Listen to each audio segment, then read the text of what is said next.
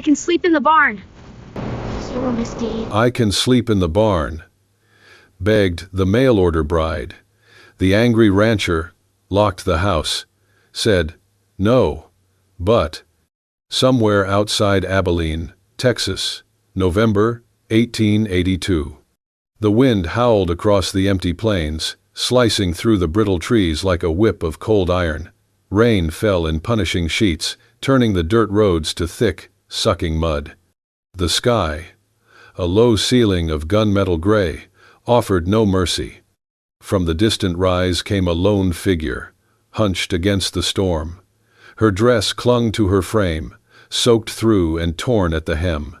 Celia Hart, 25, and already worn by too many winters of life, trudged through the mire with a small bundle tied tightly to her back. Her 3-year-old son, Eli, his head buried against her neck, breath shallow and warm. Her boots had split hours ago, the wet earth chewing at her steps. A single satchel hung from her shoulder, soaked and nearly empty. She moved like a ghost, face pale with exhaustion, eyes fixed forward with the brittle resolve of a mother who had no other choice. Just 2 days earlier, she had arrived by stagecoach, her heart heavy but hopeful, to marry a man named Thomas Bartley, a rancher who had ordered her by post. He had written kindly enough, "Promise to accept your past, whatever it may be." She had clung to those words like scripture.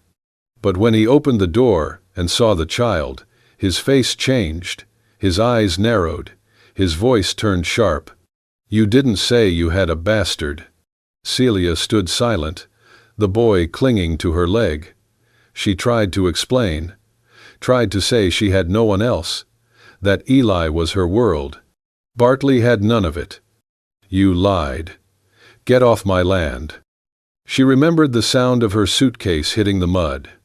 Remembered not crying, not begging, only lifting Eli into her arms and walking away.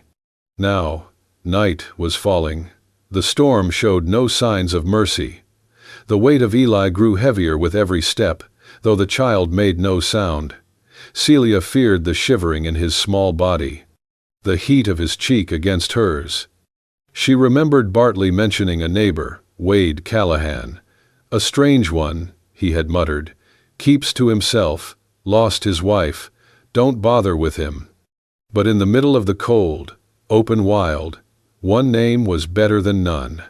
When she saw the house, sturdy, square, with smoke rising faintly from the chimney, she nearly collapsed.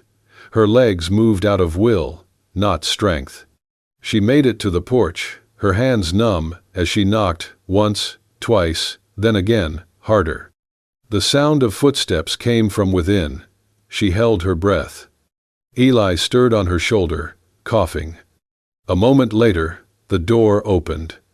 A tall man stood there, framed in the golden flicker of a lantern. His face was carved in stillness, broad shoulders, short beard, eyes a shade too quiet. He wore a thick wool shirt and work trousers. His hand gripped the lantern handle tightly. He said nothing at first, just looked at her, her soaked dress, the limp child, her trembling lips. "I'm sorry," she whispered. "I do not mean to disturb you. I was sent here to marry a man named Bartley, but he turned me away when he saw my son. We have nowhere else. I don't ask to stay in your home. Only the barn. Just tonight, please." He didn't answer. His eyes shifted slightly, not unkind but guarded, suspicious. Before he could speak, a small voice broke the silence. Eli, now awake, slid from her arms and stood barefoot on the porch boards. His little body shivered, but he looked up at the man with wide, solemn eyes. "Sir, you don't have to let us inside," Eli said softly. "Mama said not to bother folks, but she's real cold. I can sleep in the barn if you just help my mama." The words hit Wade like a sudden strike. His chest tightened. He looked at the child, the tiny hands clutching his mother's coat, the wet hair sticking to his forehead, the ache in his voice too old for his years. He said nothing. Then, slowly, quietly, he closed the door. Celia stood motionless. The sound of the latch sliding home was louder than thunder. She did not cry. She only sat down on the edge of the porch, pulled Eli into her lap, and wrapped her thin shawl around them both.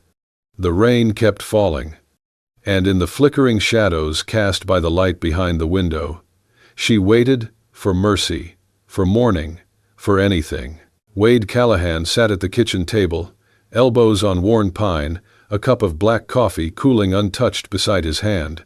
The lantern above cast slow, swinging shadows across the room, as the storm outside continued to beat against the windows like it wanted in.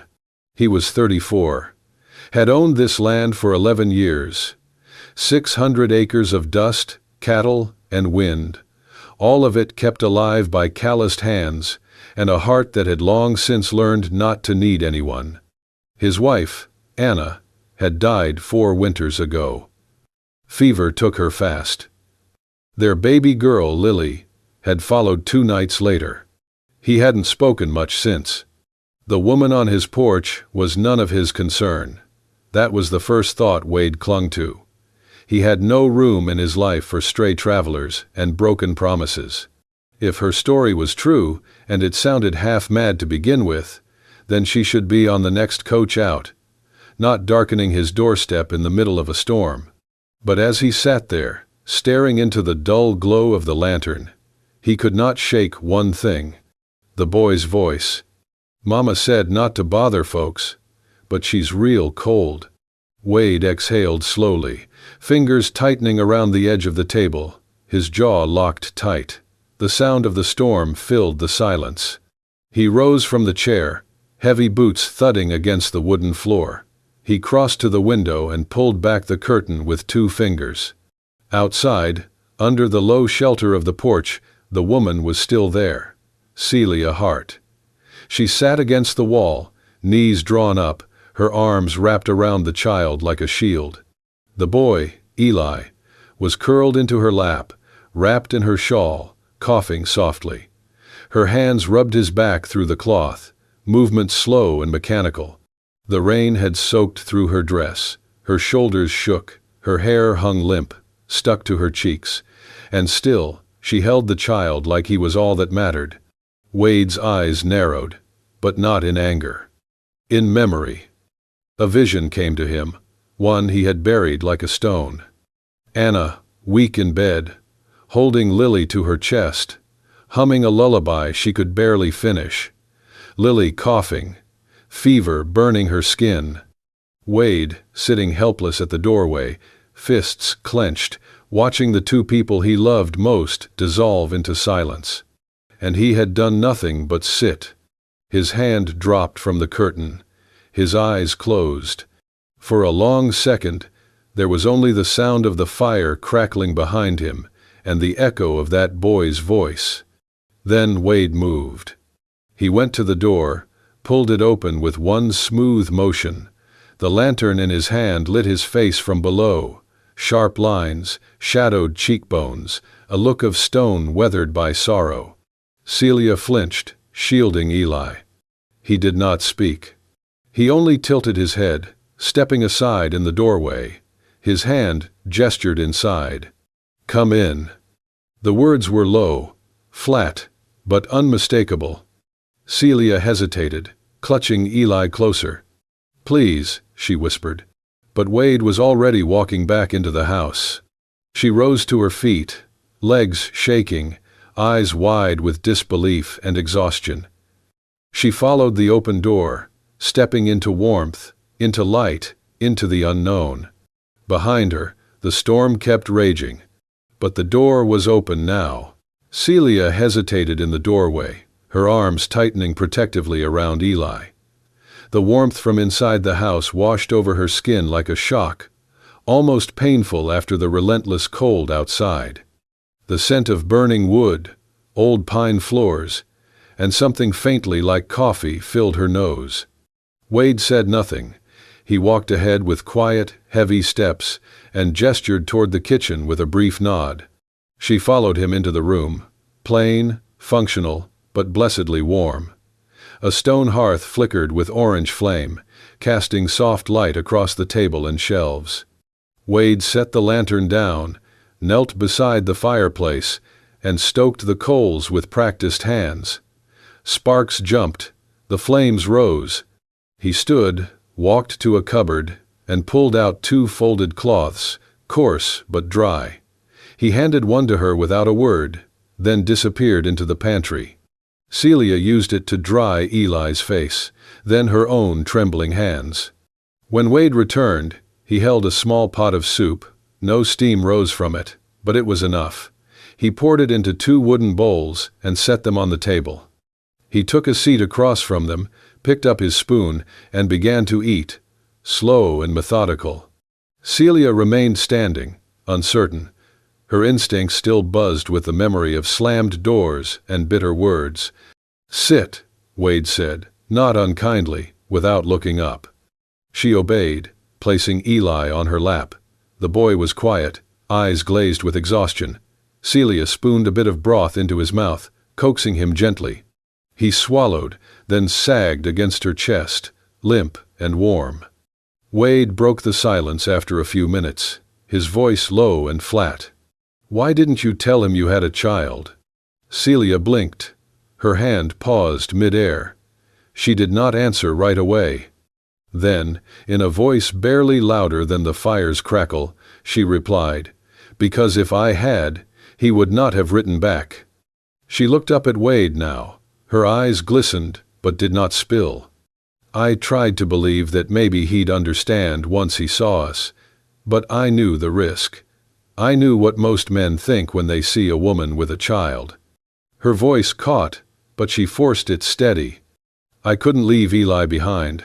I'd rather sleep in the mud holding him than lie in silk and forget he exists." Wade did not speak. He looked away. Eli, warm now, drifted to sleep again, his little hand gripping a fold in his mother's dress. Wade stood, pushing his empty bowl away. He picked up a second lantern from the mantel and lit it. "Come on," he said simply. Celia rose, lifting Eli with her. She followed him down a short hallway that creaked beneath their steps. Wade opened a door and held the lantern up. The room inside was small but clean. A narrow bed with a quilted coverlet. A lace curtain fluttered in the draft from the chimney. A vanity table stood in the corner, its surface empty but for a dusty comb. Celia hesitated at the threshold. Her eyes scanned the room, taking in the details. "This was someone's room," she whispered. Wade nodded once. "My wife's?" She turned to him, eyes wide. "I can sleep on the floor. I do not mean to." He shook his head and cut her off, voice quiet. "It's warmer than the barn." Then, without waiting for a response, he set the lantern on the bedside table and walked away. Celia stared after him for a long moment. Then, gently, she laid Eli down on the bed. The boy barely stirred, curling into the blankets like he belonged there. She sat beside him, brushing the damp curls from his forehead. Her fingers lingered, her breath caught in her throat. "Thank you," she whispered, though no one remained to hear it. And for the first time in days, as she watched her son breathe deeply in peace, she let herself cry, not from fear nor shame, but from something she thought she had forgotten. Gratitude. The sun had not yet cleared the hills when Celia stirred awake. The room still smelled faintly of wood smoke and old cedar, the remnants of a home once filled with another woman's presence. Eli slept soundly beside her, wrapped tight in the quilt that still held traces of lavender. She watched him breathe for a long moment before slipping out from under the covers. Barefoot and silent, Celia tiptoed down the hall and into the kitchen. Wade was nowhere in sight. The coals in the hearth had nearly died. She knelt and coaxed them back to life, her fingers stained with soot.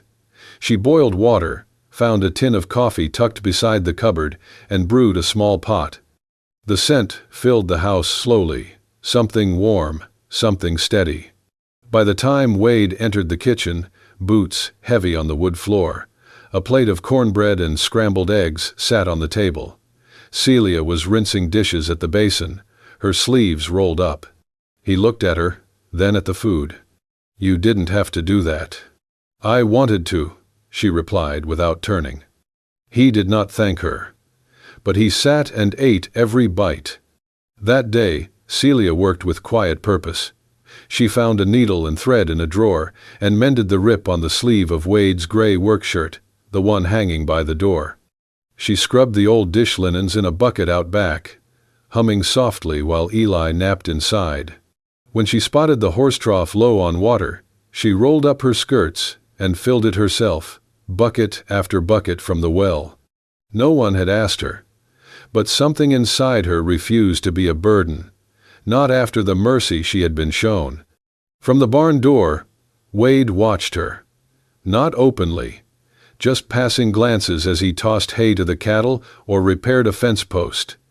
She was different than he expected, not soft in the way of most women, but not hardened either. She moved like someone who had lived through disappointment, but not let it rot her spirit. He told himself to keep his distance. But the truth was, he noticed. That afternoon, while Eli napped in the warmth of the kitchen rug, Celia took the yoke and 2 empty buckets.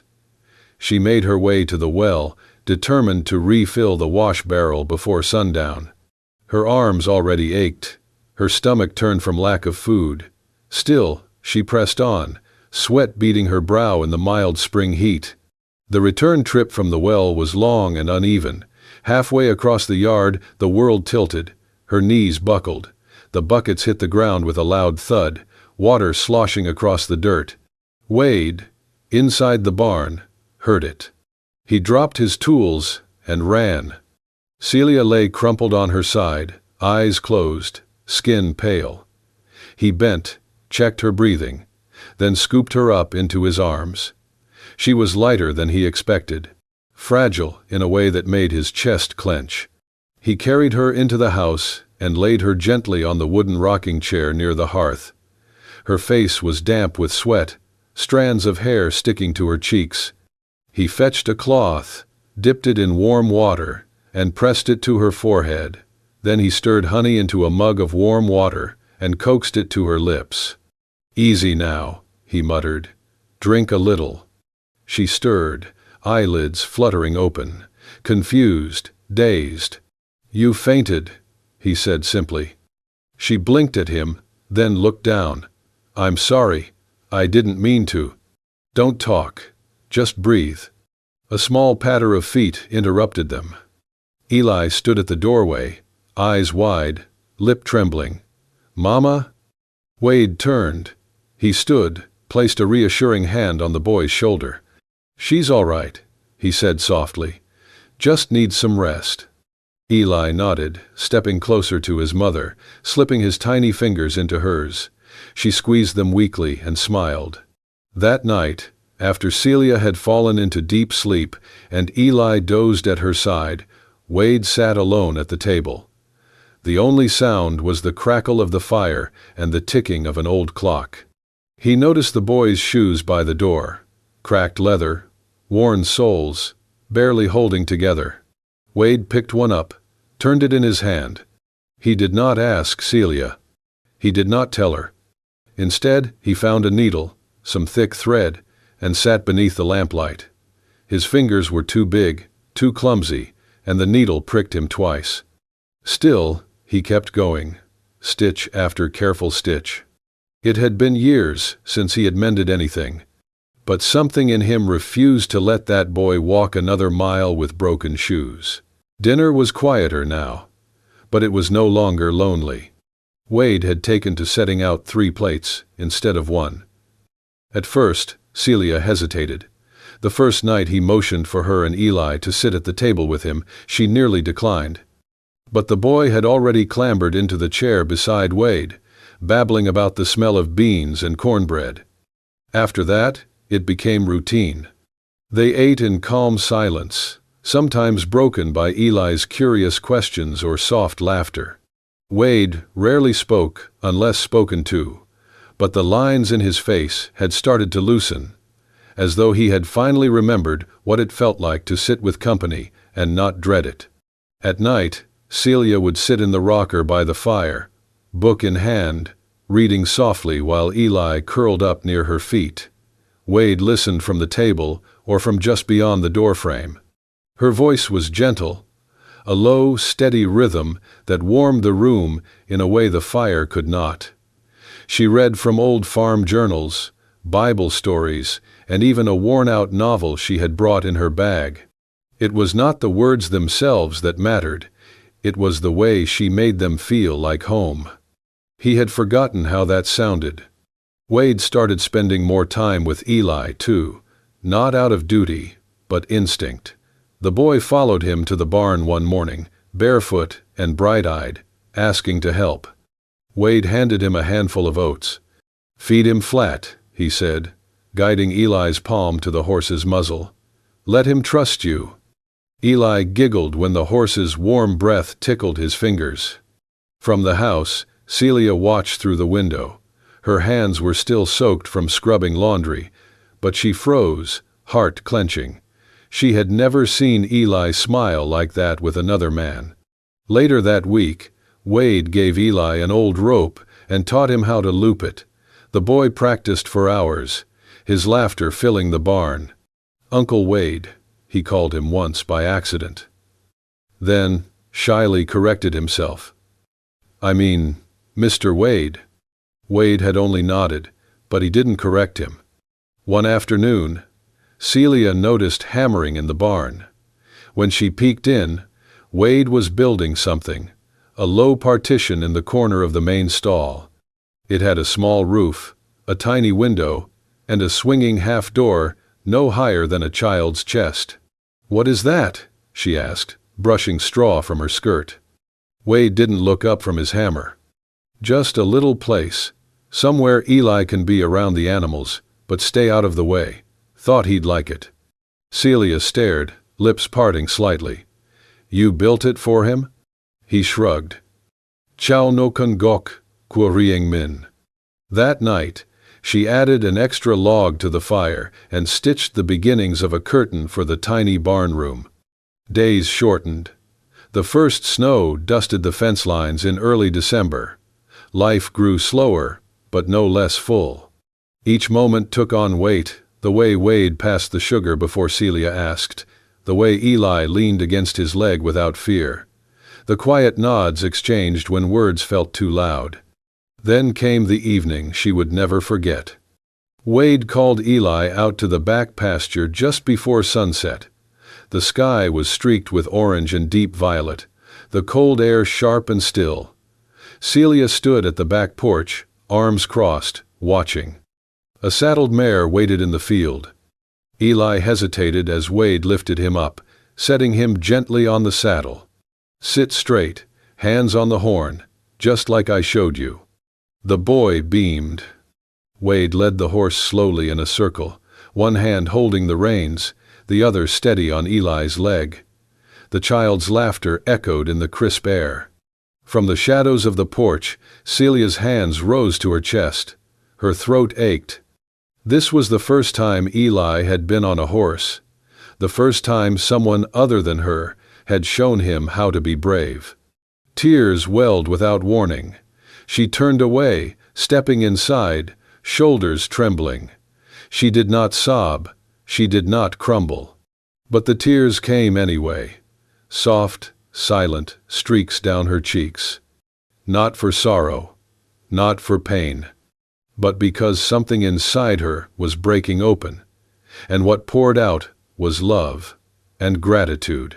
The midday sun hung high, glinting off the dry rails of the fence and the metal roof of the barn. It was quiet, the kind of quiet that came after chores were done but before supper had begun. Then came the sound of wheels crunching over gravel. Celia stepped onto the porch, drying her hands on her apron. A covered wagon, drawn by two tired-looking mules, came to a halt at the front gate. Dust settled slowly around it. The door swung open. Out stepped Jeb Monroe. He wore polished boots and a brown waistcoat that didn't belong to the terrain. His hat was new. His smile, as he spotted Celia, was not. "Well, I'll be," he drawled. "Didn't think you'd land somewhere this comfortable." Celia froze. Eli, playing near the porch steps with a carved wooden horse, stood up. She grabbed his hand instinctively and pulled him behind her.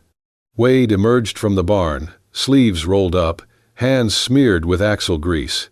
He saw the wagon, the stranger, the way Celia stood rigid on the porch, pale but defiant. He walked slowly toward them, not wiping his hands.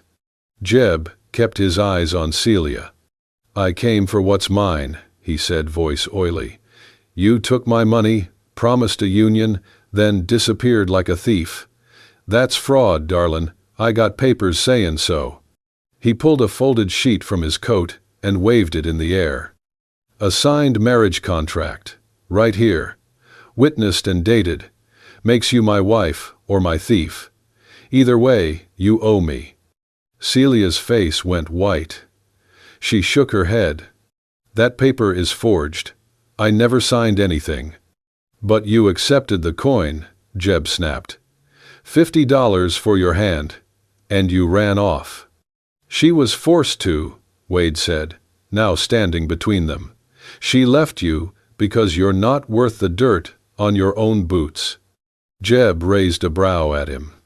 "And who are you supposed to be?" Wade didn't answer. He turned on his heel, walked back toward the house, and returned moments later with a worn leather pouch. He tossed it onto the dirt at Jeb's feet. "There's more in there than you ever paid her," Wade said calmly. "Consider it payment for your mistake. Take it and leave." Jeb didn't bend down. "You buying her now? Is that what this is?" His smile curled, mean. "What's she to you anyhow?" Wade didn't flinch, didn't blink. "She's mine." The words landed like a gunshot, not shouted, not snarled, just spoken with the kind of quiet certainty that could not be bought or faked. Celia's breath caught. Eli looked up at her, confused by the sudden stillness. Jeb's face twitched. He glanced from Wade to Celia, then down at the pouch. His pride warred with his greed, but only for a second. He picked up the pouch, weighed it in his palm, and spat into the dirt. "Fine," he muttered. "She ain't worth the trip anyway." He climbed back into the wagon, turned the mule cart around, and disappeared down the road without another word. Celia didn't move. Not until the wagon was out of sight. Then her knees nearly gave out. She held Eli close, burying her face in his hair, tears falling freely now, hot, silent sobs that had nothing to do with fear.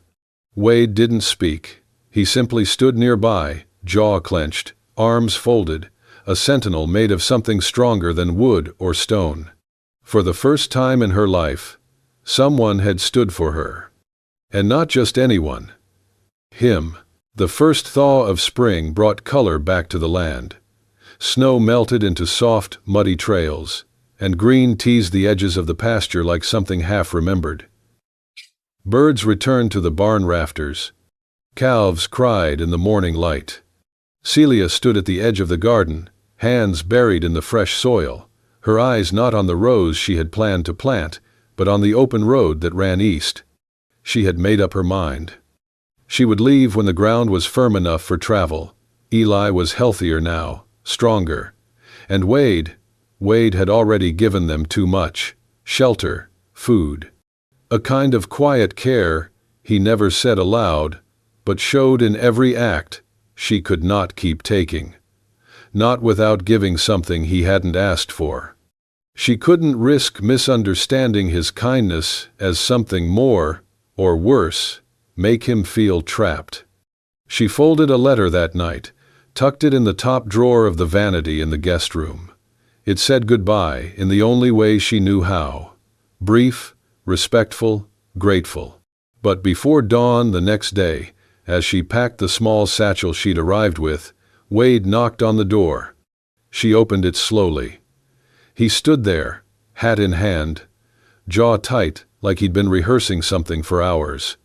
"I know what you're planning," he said. Her heart sank. "Wade, He held up a piece of parchment, folded, crisp. "This is yours." Celia took it with trembling fingers. She opened it and froze. It was an official land deed, 50 acres, bordering his, marked in her name, no conditions. Her voice broke. I don't understand." "I'm not giving you anything," he said quietly. "You earned every acre." She shook her head, eyes filling. "I didn't." "I'm investing," Wade interrupted, "in a future, for Eli, and for his mother." Celia stared at him, breath caught between disbelief and something far deeper. She wanted to speak, to protest, to fall to her knees in the dirt, but then Wade added, so softly she almost didn't hear, "I was thinking we'd build a new house on the ridge, something warmer, more windows." She blinked. He took a step closer, voice steady.